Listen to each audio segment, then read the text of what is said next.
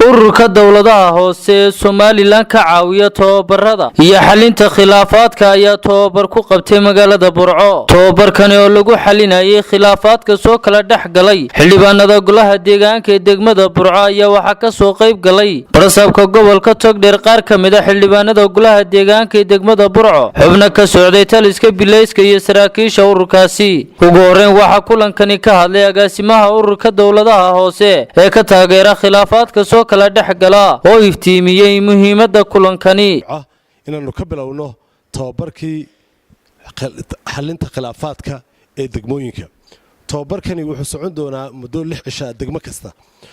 waxaan ku beeganahay inaanu ka qabanno ka fargareyno dhammaan degmooyinka GPLG uu ka howlgalo iyo degmooyinka una ka howlgalinaya eeda sida Ceerigaaba iyo Laascaanood oo aan GPLG-ga ugu jirin laakiin ka urur dawlad hoose ahaan anagu ballan qaadnay wax kasta oo ka fulaya degmooyinka GPLG-gu ka howlgalo inaanu gaarsiino Ceerigaabo iyo Laascaanoodna dawladaha hoosena ay ka fargareeyaan qarashkaas.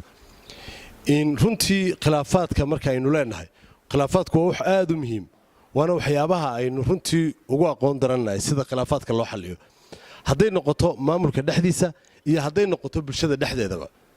waxa weeyaan golayaasha deegaanku waa golayaasha loo soo doortay horumarka iyo iyo adeegyada degmadu ay u baahan tahay oo dhan. mar waxa loo baahan yahay in bulshada khilaafaadkooga ka xalliyaan marna waxa loo baahan yahay iyaga dhexdoodu waxniinyo meel la shalay isku keenay 22 raga oo gudoomiye ku xigeen iska dooranay haddana hareer jooga iyaga laftirkoogu waa inay helaan haddii ay khilaafaad dhexdooda yimaado sidii ay khilaafaadkooga u xallisan lahayn. sidoo kale waxa goobtaasi hadallo waana iyo bogaadin isugu jira ka soo jeediyay qaar ka mid ah tababarayaasha kulankaasi waxaana ay kulankani ku tilmaameen mid wax badan ka tari doona khilaafka soo kala dhaxgalay xildhibaanada golaha deegaanka ee degmada Burco iyagoo hoosta ka xariiqay inay wax badan ka faa'iideen tababarkani. ugu dambeyntii waxa kulankani soo afmeeray barasabka gobolka Togdheer oo iftiimiyay tababarkani iyo faa'iidada uu leeyahay xildhibaanada golaha deegaanka ee degmada Burco. laga hadlay waxa ahayd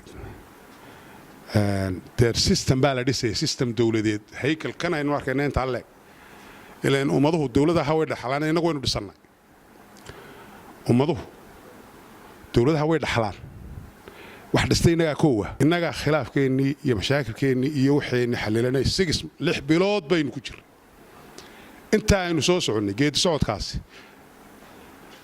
hawlo badan oo soo dhacay waxaanu ku dhamaysanay kooraska la yiraahdo muxuu ahaa conflict resolution. si kastaba ha ahaatee tababarkani ayaa noqonaya tababarkii ugu horeeyay ee ururka dawladaha hoose ay ku qabtaan gudaha magaalada Burco. Maxamed Faarax Bilow wararka shabakada caalamiga Ictiraaf News gudaha magaalada Burco.